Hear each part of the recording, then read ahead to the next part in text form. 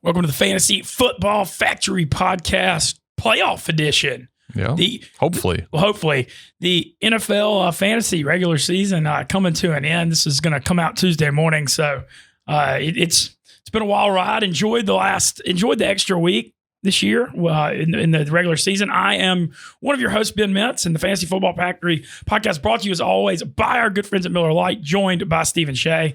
Another Bucs victory Monday. Mr. Cheah, how are you? Another one, 4 in a row. Feels great. Walk-off win, which we haven't seen in a long time. Only Tom Brady's second walk-off touchdown in his career. His 700th touchdown pass. Only his second walk-off touchdown pass in overtime. That was a wild game in Tampa yesterday. Tampa just destroyed Buffalo first half, up 24-3 at the half. And Josh Allen just went one-man gang in the fourth, threw over 300 yards, over 100 rushing, brings them all the way back to tie it up. They settle for a field goal into regulation. And then if you had the Bucs minus 3.5, I mean, you lose the coin toss in OT and still get a walk-off touchdown. It was an incredible ending. I mean, just the whole thing was very, very wild, but what an entertaining game that was. There were a couple good games yesterday, but a lot of blowouts, to be honest. Yeah, a lot of blowouts. We'll get into that shortly, but let's talk about our friend at Miller Lite. I was drinking Miller Lites all weekend. Oh, yeah? I got a fun weekend coming up with some my friends from college coming into town. I'm gonna have a day next Saturday. I'm gonna be drinking a bunch of Miller Lites responsibly, of course. Cheers to keeping things uncomplicated. Since 1975, Miller Lite has been the beer with taste you can depend on. No games, no gimmicks, just great beer for people who like beer. People like you and your friends, whether you're in person or not, you can count on Miller Lite to bring you and your friends closer together for Miller time. Celebrate responsibly. Miller Brewing Company, Milwaukee, Wisconsin. 96 calories, 3.2 carbs per 12 ounces. And Miller Lite, obviously great taste. 96 calories. Go to MillerLite.com/fantasy to find delivery options near you if you want to just deliver right to you while you're on your couch. Or you can pick up Miller Lite pretty much anywhere they sell beer. Grocery store, beer store, anywhere. It is Miller time. We saw lopsided Miller times in the end zone for one team. In the 1 o'clock slate was one of the most boring early slates I can remember. Well, there were the Seattle Houston was the close game to pay attention to. I mean, ended up 33-13. Right. I mean, I guess the football team and the Ravens both made kind of comebacks to make it mildly interesting. They did. But it ended up being a good Sunday for me to go to MetLife Stadium. And I kicked it in MetLife Stadium a lot this weekend. I didn't realize, I got to say, as I learned more and more about living in the Northeast, living in Hoboken, $20 Uber ride on game day to MetLife, it's like 20 minutes. It's unreal. Not bad at all. I didn't realize how much of a benefit that is. I mean, I'm going to be hitting MetLife for concerts, and it was way less inconvenient than I expected. And I was in there both Saturday for Army Navy and Sunday for Saints Jets. Had two incredible experiences. Could not have been more vastly different watching football games in the same stadium. Saturday, I've always on Army Navy. One of those things you just always say, like, I want to go to that one day. Mm-hmm. Not like I'm a big Army or Navy guy or anything like that. I've always, just kind of a bucket list thing you want to say you did. I got to tell y'all, if you have not been to it, go. I mean, it was unlike any sporting event or football game I've ever been to. You could feel the patriotism, the energy in the air, massive rivals, but yet you still felt like it was for the collective good, which is, I've never really felt that feeling in a rivalry game before because usually it's so cutthroat. But just the whole experience, I was in the very top row of the stadium, but it wasn't that bad at MetLife.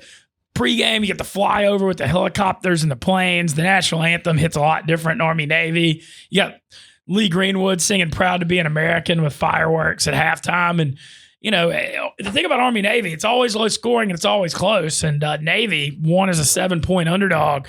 But just the whole experience was phenomenal. It was something, if you haven't done it, I highly recommend it. This year it was in MetLife instead of Philly because it was the 20-year anniversary of 9/11. Usually it's in Philly.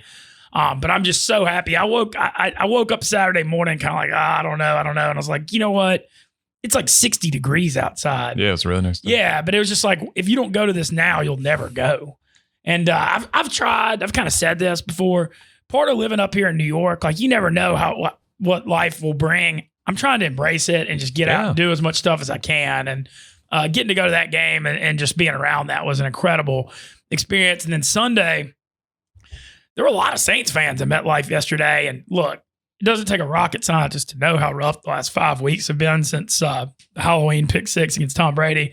Saints have lost 5 in a row. There's been nothing to be happy about whatsoever. You could feel a lot of pent-up frustration being let out yesterday by the fan base. Saints dominated Zach Wilson and the Jets 30-9. And kind of transitioning into fantasy, Taysom Hill busted a 45-yard touchdown. Like, it was kind of meaningless at the end of the game, but ended up may have saved my fantasy season in my $500 league because I looks like I'm going to be, well, knock on wood, but I got a good chance to make the playoffs because of him. And then Alvin Kamara coming back had a huge game. And there were a lot of talks, would he be on a pitch count with his knee injury? 27 carries yesterday. Yeah. Not much of a pitch count. He had a really good game. And look, I know the Saints have had a rough year at 6-7. They still don't have a passing game, really, because the receiving core is so bad. But Taysom Hill, because of the running ability, 27 fantasy points yesterday. Kamara back. I mean, the Saints got to just ground and pound it, grind it out, play defense at 6-7 to have any hope. But there's fantasy value with Hill and Kamara.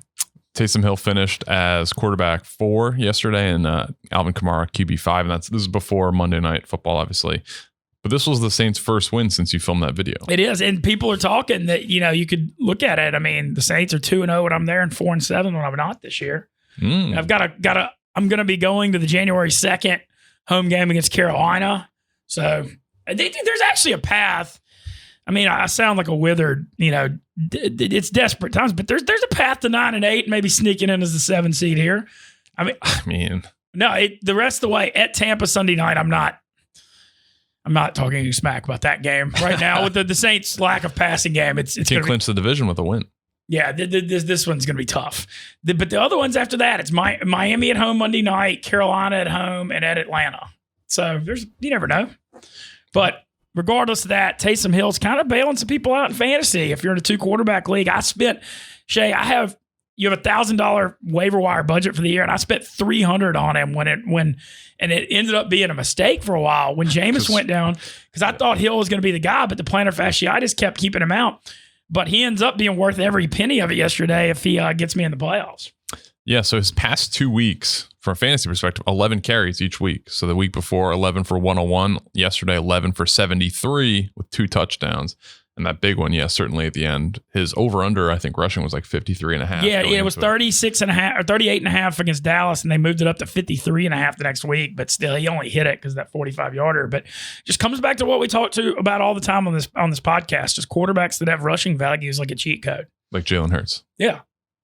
Right. Yeah, I learned the hard way. Okay. That take hurts a lot. But Alvin Kamara, so 27 carries, 120 yards on touchdown. Not as much work in the receiving game. 5 targets, not bad. 4 catches for 25 yards. But are we encouraged with him going into the fantasy playoffs? I think we are. The only thing is next week you got a nightmare matchup in Tampa because Tampa's run defense is so good, and it's clear their passing defense is what's weak. Well, the Saints don't have any wide receivers. Right. So that part's going to be tough. But heck yeah, I'm encouraged with Kamara. And then also Taron Armstead coming back at left tackle. The offensive line's been super, super beat up. And so that's a huge factor too. And you look at the schedule the rest of the way. At Tampa's tough. Then you've got it's at Tampa, home to Miami, and then home to Carolina. So not the best fantasy schedule, really, because Miami and Carolina have pretty good defenses. Yeah, right now Kamara is RB12. But I think he's a safe RB1, would you say, for the rest of the way? I'd say so. Anytime he's on the field. And, I mean, the whole offense, he had 31 touches yesterday. Yeah. I mean, literally, he touched the ball on like 52% of the Saints snaps or something. So, yeah, I think just it's encouraging if you have him. I mean, I know it's probably tough to be in the playoffs if you had him, if he missed all these games. But he still had a solid year despite all the transition. And shout out Taysom Hill for kind of bailing me out and saving me a little bit. Yeah, so I think the conclusion there is both of those guys, Taysom Hill, I'd be a little wary about starting him as QB1. This is a tough. Flex league, it's a tough. It's a tough matchup in Tampa Sunday night. Yeah, I think because Tampa's going to sell out on the run, and then the speed. The thing with the Bucs, I mean, Josh Allen had over 100 rushing yards yesterday. That's true, but Josh Allen also has a threat of throwing the ball, and like you look at Tampa's linebackers and their speed and stuff, they're going to be just all over Hill, trying to not let him run the ball. So, not thrilled about that matchup, but shout out to Hill and Kamara coming back and like. Good times in MetLife, though. A lot more Saints fans than I thought. Billy Football and me went together. It was Billy's first Jets game since high school. not a lot to cheer about for him. Zach Wilson was rough. Elijah Moore, his quad injury being out for the year was kind of a bummer because I wanted to see him play. But you could just kind of feel a lot of pin-up Saints energy and a lot of who-dat chants in MetLife. Good to see it. It's been a while. It's been a rough 5 weeks. Yeah. Now, let's talk about another kind of crowded backfield that the tides might be turning a little bit. Yes. And that's the Packers backfield. So on this pod a couple weeks ago, you've been pro A.J. Dillon for... We said A.J. Dillon's a guy, like, pick him up, start him, even with Aaron Jones healthy. This is before the injury. Then Aaron Jones gets hurt. He comes back yesterday. A.J. Dillon, 15 carries for 71 yards. Aaron Jones had a better fantasy day. 5 carries for 35 yards and a touchdown. 3 targets, 3 catches, 30 yards, and a receiving touchdown. He had that nice, like, 20-yard or so one. Rodgers threaded the needle on that throw. What are we thinking about this? Because he really only got the rushing touchdown because A.J. Dillon asked out of the game. He carried the ball twice before right in the red zone. I mean, I don't think A.J. Dillon's available in any leagues. He shouldn't be. But if he is, I mean, whatever you can do to get him. They obviously, when you look at the split, I mean, this is a game Green Bay. Dillon got 3 times as many carries. I mean, Aaron Jones had 5 carries last night. Yeah, so Dillon's owning 92% of leagues. Yeah, I mean, I obviously expect that. But when you look at it, it's a Aaron Jones. I mean, honestly, I'm an Aaron Jones owner, and I feel like I got away with murder last night. If you really want to be and he does get in the end zone a lot, and he has a nose for the end zone, but Dillon's going to get goal line carries because he's 250 pounds. Yeah. And you look at the way Green Bay was splitting it, Dillon clearly become the primary ball carrier. I do think Jones is a better receiver than Dillon, but man, it's kind of the revolt. You know, Jones was such a, he's what, top 7 pick, top 8 pick. ADP was 6. Yeah, I mean, you got to ride with them if you're in the playoffs. You can't. I mean, there's no choice. He's currently RB11 on the year, but he's had just some monster games that have kind of pushed that way. Well, it's kind of touchdown or bust. Yeah. He's a touchdown guy, but I feel like it was a fluky 2-touchdown game. You mentioned A.J. Dillon asking out. I think you can roll with A.J. Dillon going forward. It just seems like the Packers are going to pound him. They're at Baltimore next week. But if you have Aaron Jones, it's not like you can bench him. I mean, I just think that he's kind of become an RB2 now instead of an RB1 because of the time split. Yeah, so they schedule the rest of the fantasy playoff way. So we're going to conclude week 17 is at Baltimore versus Cleveland and then versus Minnesota.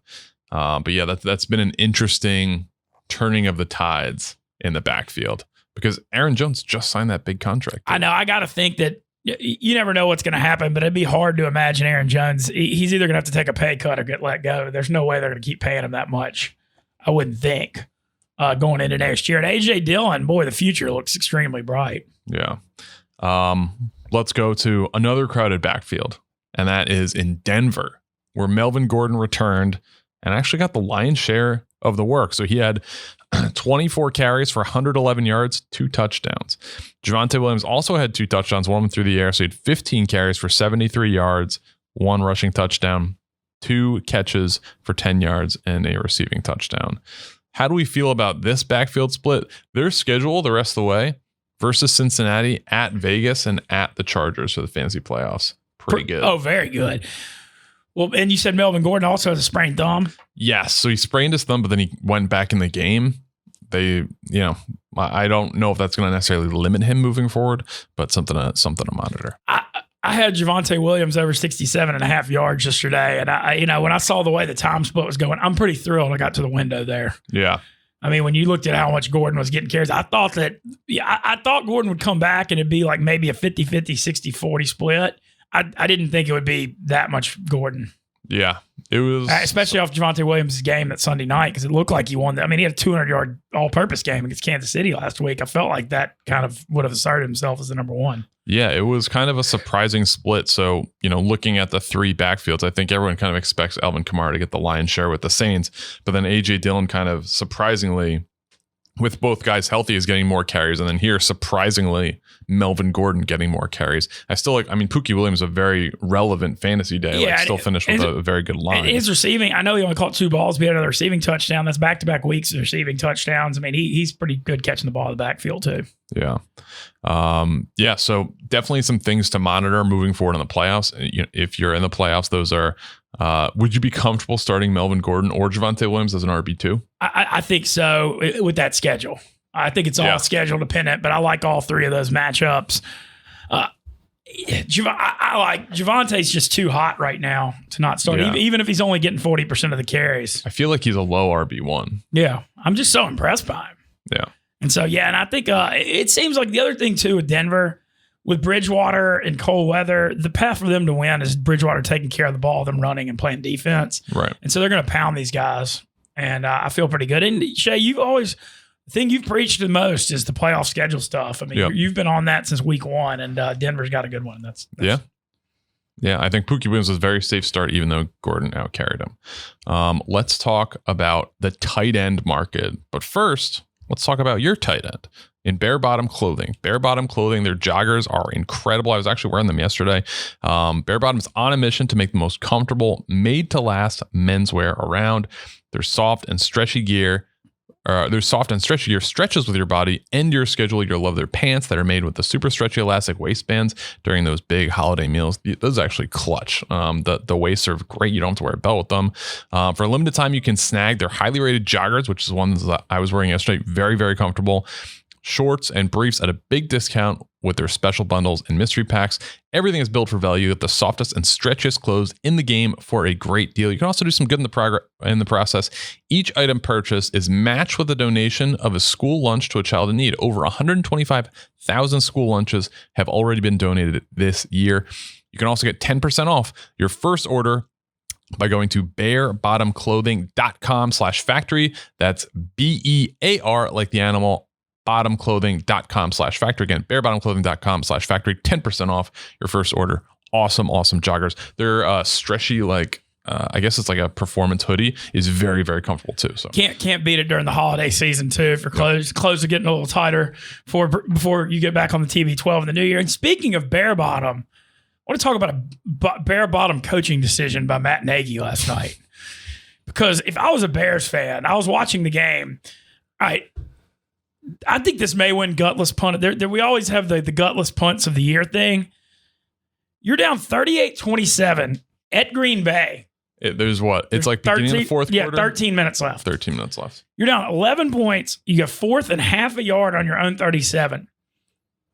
They've already scored 38 points early in the fourth quarter. You're playing Aaron Rodgers. You have clearly more than proven you can't stop them. Yep. You send the punt team out there on fourth and half a yard, you're literally just waving a white flag that we're just like trying to cover the spread and we don't care about winning. And then you also have Justin Fields, who's a running quarterback who in theory can get that half a yard. Yeah. I couldn't believe it. I mean, and actually at first Amari Rodgers muffed the punt, right? But then there's a penalty on Chicago, and bad call. The gunner going out of bounds. But regardless of that, I thought it was the gutless punt of the year. And then, what does Green Bay do? They just eat up 9 minutes of the clock on a touchdown drive to end the game. Yeah. But I don't understand. I mean, Matt Nagy was under a ton of fire for a lot of reasons, but you do realize the goal is to score more points than the other team. Yeah. I mean, you're playing Aaron Rodgers. He already has 38, and you punt on fourth and half. I couldn't. Lane Kiffin would never.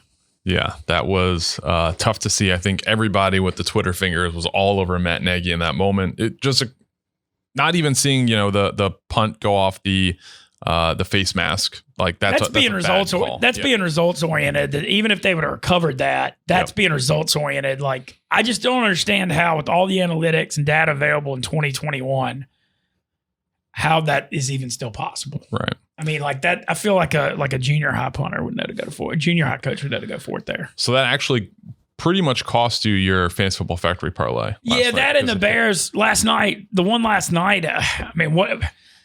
I continue, and you've done this too. Hey, I mean, these aren't bad bets. We're getting sweats all the time. I mean, it was plus 700? Plus 750. So plus 750. It's plus 750. Devontae Adams over. Devontae Adams touchdown. Green Bay to win. And Montgomery over 60 and a half yards. He had 40 yards at halftime. And then the Bears just completely abandoned the run. And the punt really killed it, though, because when Rodgers got the 9-minute drive, that was the end of it. Right. But it was a bummer because we had another shot, So I want to talk about this kind of behind the curtain for everyone. And I think it's a philosophical difference that you and I have. So I feel like it's a philosophical difference that everybody has to me.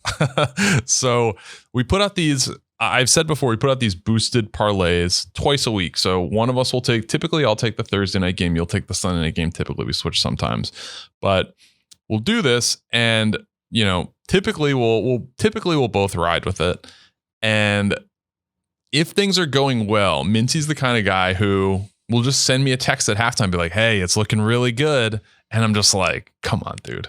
Like, it's like, in my mind, it's like the pitcher having a no-hitter. Like, you don't talk about it until it happens. And it seems every time you do that, it doesn't hit. But you're the type of guy who you want to talk about it throughout the game, like not on Twitter, like on text. And I like kind of understand it, but I also am from the school of like, don't jinx it. So defend your actions.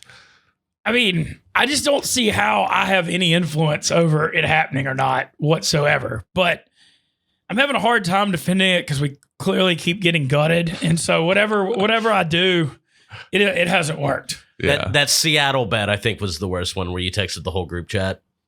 Yes. We were like, oh, this looks great. Like, whatever. Yeah. There have been like 6 of them now. I mean, literally, like, because there was like a stretch where I hit the Ravens one early against the Chiefs, but then there was like a stretch for a couple weeks where we weren't getting any sweats and they were just doing bad. Yeah. But then the last 5 weeks, I've had like 5 or like it's like insane. Like almost every one I've had has had a good chance and just something's gone wrong at the end. So you know what, Mr. Cheah, it's one of those defend myself, but the results, it's hard to defend. I think you have to believe, whether. Do our actions have a direct impact on the game? I'm sure not. But if you believe in, karma and the betting gods and the football gods, that type of stuff, it absolutely does. For example, so shout out to Miller Lite. They gave us some great shirts that we are comfortable. Yeah. I busted one out yesterday for Dear Mr. Fantasy. I was wearing it all day. This new Miller Lite shirt, my first time wearing it. Early slated games, I hit one bet, and it was one that I made on like Monday night after the Monday Night Football game. It was the under Dallas Washington game over Atlanta Carolina game. It wasn't for that much. So I was losing a lot, and I had it on. The Bucs were doing well. So I'm like, okay, great. Things started going not good. So I'm like, all right, something's got to change. And a Bucs best bet I put out there was looking good for a bit, but then not looking good. So I'm like, all right, we got to change the juju. It comes down to there's like 5 minutes left. Buffalo drives it down. They could theoretically win the game. And I'm like, all right, I have to go live for this. So I lowered my TV volume to volume 12 to match Tom Brady.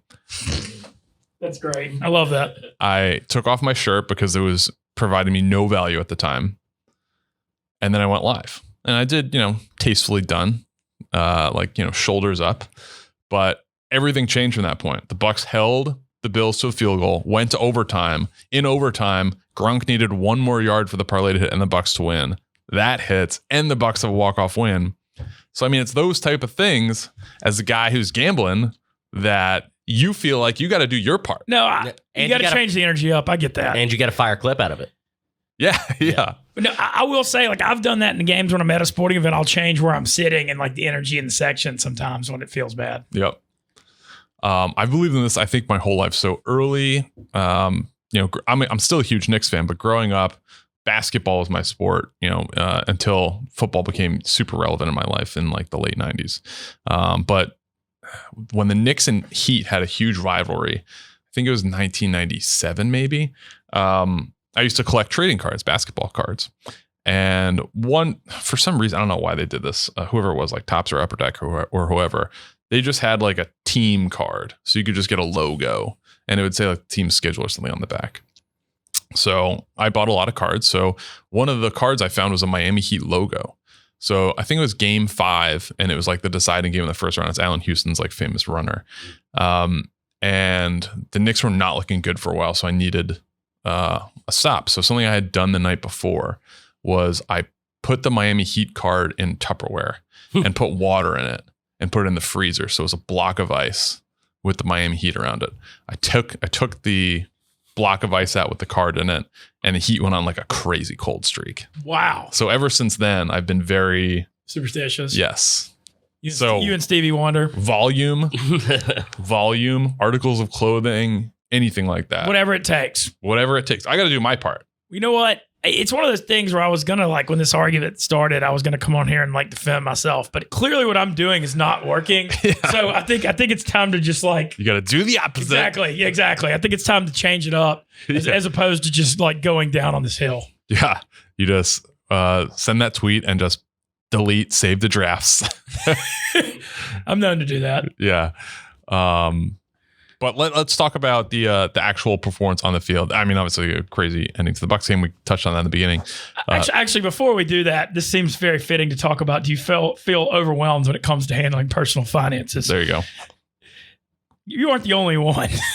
Credit Karma is here to help you make those big calls with more confidence. Whether you're refinancing credit card debt or paying for an upcoming expense, Credit Karma uses your credit data to show you fresh personal loan offers that are personalized to you. It's completely free and easy to sign up for a Credit Karma account with no effect on your credit score, making it simple to search for the right personal loan for you. Credit Karma will even show you your approval odds. You can choose offers that are more likely to get approved for and apply with more confidence. On Credit Karma, you can check out multiple loan offers side by side. Members who compare loan offers on Credit Karma save an average of 50% on interest rates. And once you have a loan, Credit Karma can help you track your progress as you pay off your debt and even let you know if you can refinance and save.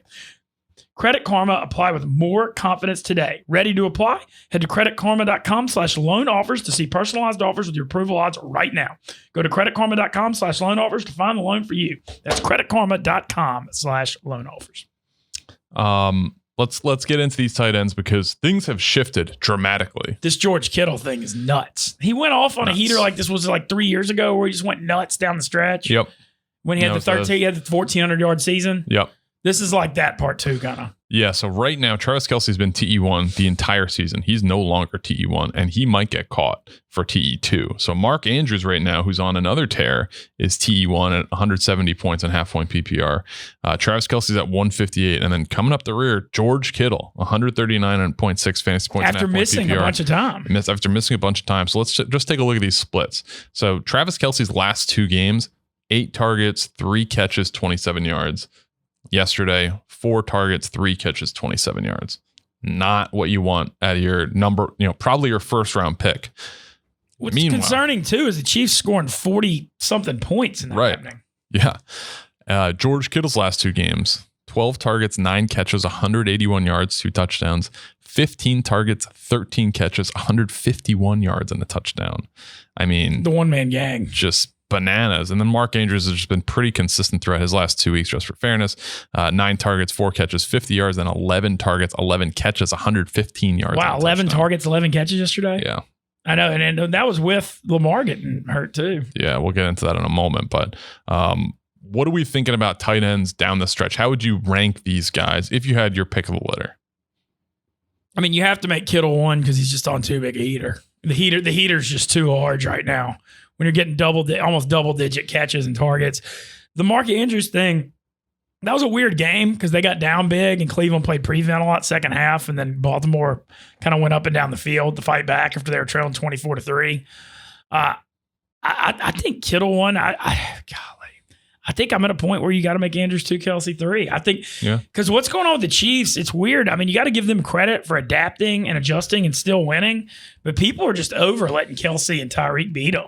I mean, people are over it. They're literally just like, hey, we're going to make Casey's running backs and Pringle and these other guys beat us. And, Casey's winning, so whatever they're doing is working. But I'd say Kelce 3 still, though. I'd still have him at 3. Yeah, I would not be surprised at all if he got caught for the number 2 spot, which would be a crazy fall from grace. And obviously people that kind of built their draft strategy around him and being, so much better than the rest, not looking good right now. So hopefully for his managers, he can get it back on track. But that has been a very interesting thing to see. And I think I agree with you because going into the year with George Kittle, there are 2 concerns. Touchdowns, he had 14 touchdowns in 3 years, and then durability. He got hurt, so he did miss time. So I think that's a valid concern. But he's getting it in the paint a lot. Like he's having a bunch of Miller times in the end zone. So George Kittle, I mean, you can't argue with production. And right now he's producing at a very, very high level. It's just all about the target share too. And Jimmy G's just looking his way so much. And then even though Debo played yesterday, it seems like Debo was getting like all the targets for the Niners. And now, I mean, they're still running. He had another rushing touchdown yesterday. Yep. But it seems like Kittle's getting the number one targets now. And then, man, he made some big plays in that OT too. Yeah. That was a hell of a game yesterday. Yeah, it was. Jamar Chase back from the dead too. Yes. He's no longer on the rookie wall. But let's talk about Mark Andrews' quarterback, and that's Lamar Jackson, who went down yesterday. Ankle injury. Looks scary with them getting carted off. Yeah, it did. It doesn't seem like it's going to be that serious, but I would be surprised if he's back for this week against Green Bay. Well, and when you look at, we always kind of say when in doubt, look at Vegas stuff. And that Green Bay line opened at Green Bay by 1, and it's now Green Bay by 7. That to me is strongly saying Vegas doesn't think Lamar's playing. Yeah. That's, that to me is very telling. And they need to get him back though. That division is, people just keep stumbling.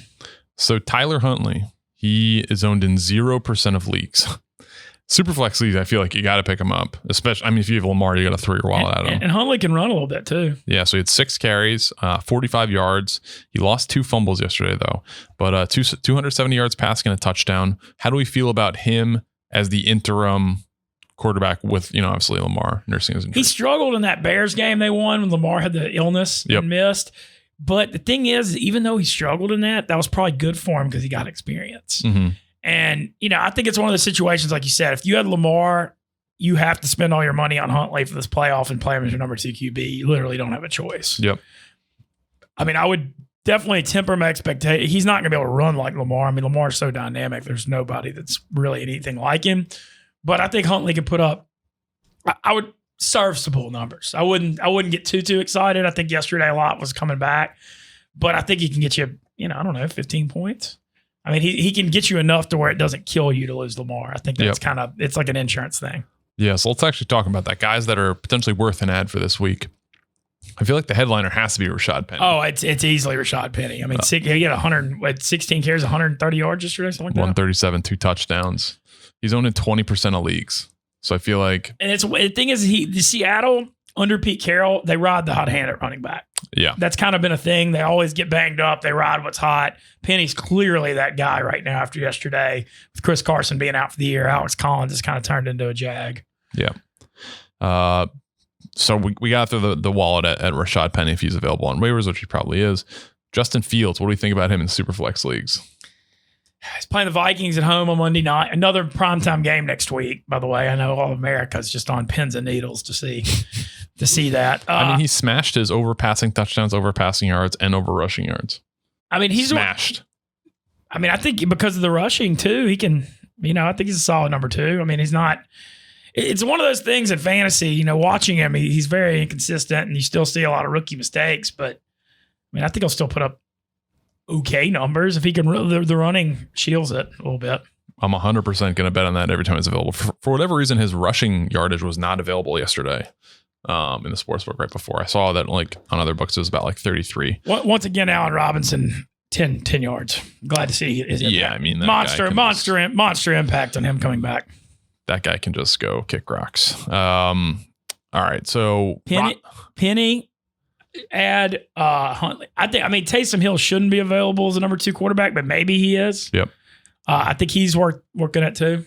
Robbie Anderson, 7 for 84 and a touchdown yesterday, and 12 targets. Yeah. So I mean, Joe Brady is gone. He's owned in 35% of leagues, but then you also got to depend on really the quarterback combo of Cam Newton and PJ Walker, which is not ideal. What do you think about them splitting? It's weird. I mean, if you're going to do that, why would you not bring Cam Newton in the red zone? He did throw a touchdown, so okay.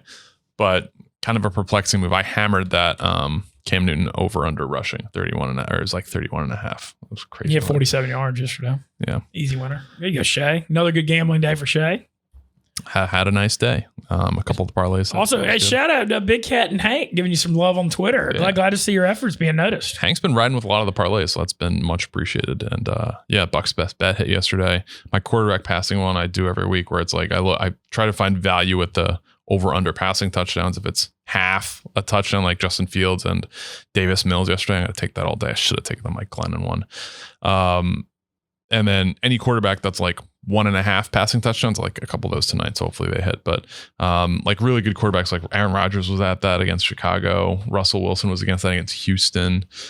He barely hit that. And Justin Herbert was at that yesterday as well. So just kind of parlaying those together. Yeah, I'm going to start looking at the 1.5 touchdown passing thing. It's the easiest thing to like follow and also project because it's like, okay, like, you know, two passing touchdowns is like a pretty standard day for a quarterback at the office. Like that's a general good game. So do you think the quarterback's going to have a good game? Yes or no?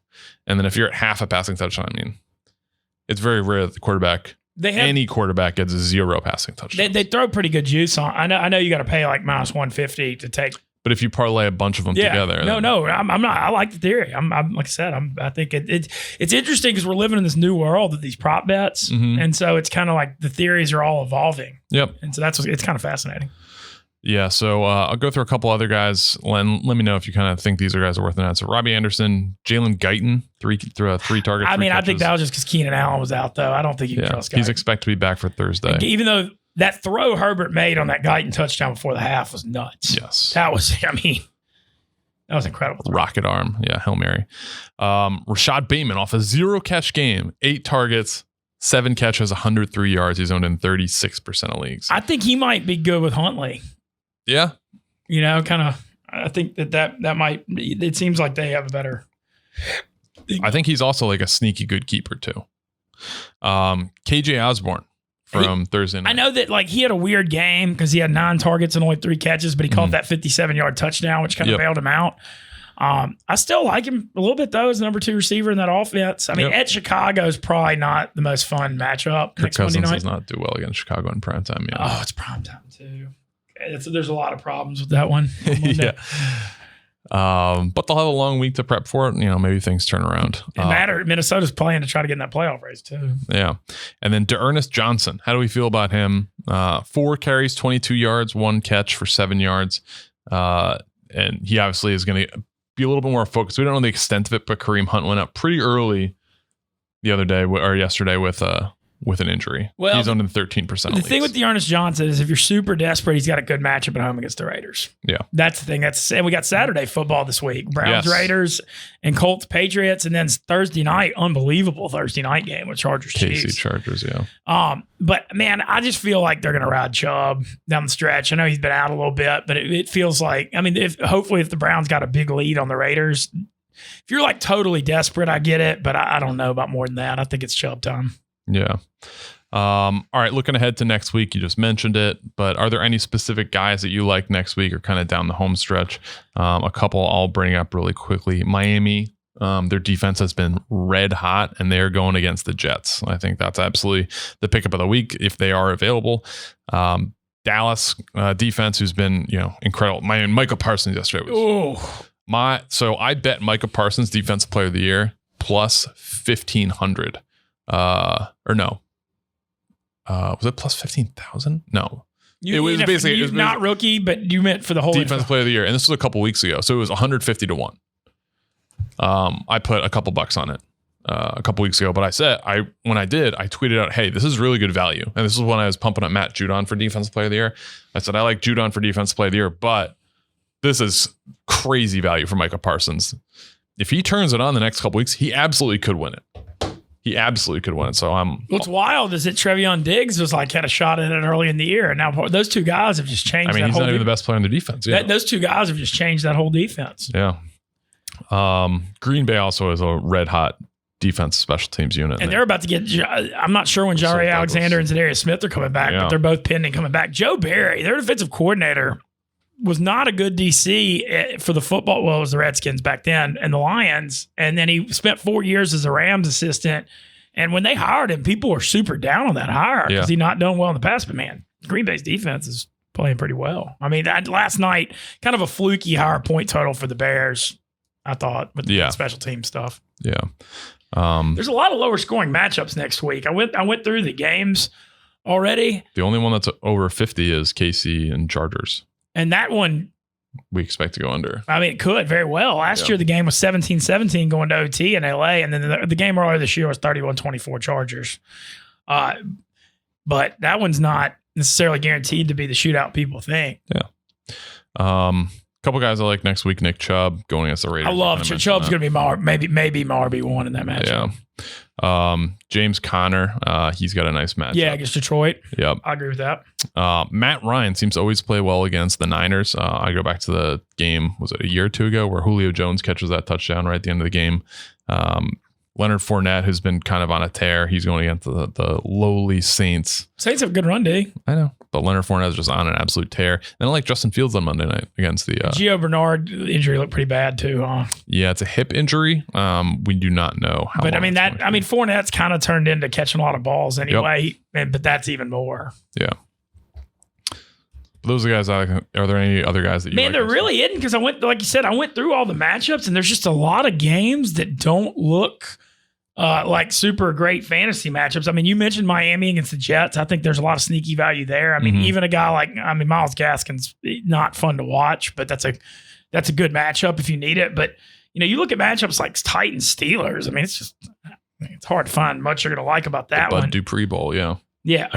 Yep, good point. And then like Panthers Bills, you got to think McDermott being an old Panthers guy against it's gonna be. I mean, I don't see the Panthers doing anything on offense in that game. Yep, that one's really tough. Bengals Broncos could have some sneaky fantasy value. Yeah, we got all the running backs. Yeah, I think that could be a little higher scoring maybe than people think. Yeah. We mentioned, and then I think if Gordon's healthy, I think both Gordon or Javonte are starters. I like what you mentioned, Atlanta. Atlanta, by the way, how the hell are they 6-7? Just always hanging around. The Seahawks always struggle against the Rams because they can't block their D-line. Yeah, but Tyler Lockett is a play. Of course. Anytime Wilson's there, Lockett's a play. Yeah, DK Metcalf has been on a downward spiral for the ages. It's been bad.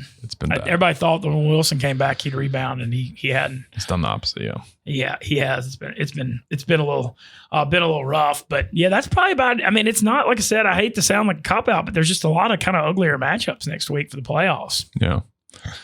Yeah, but hopefully you guys can reach the playoffs and then have a productive week. We'll be there on Sunday morning to answer your questions, your last minute questions on Dear Mr. Fantasy.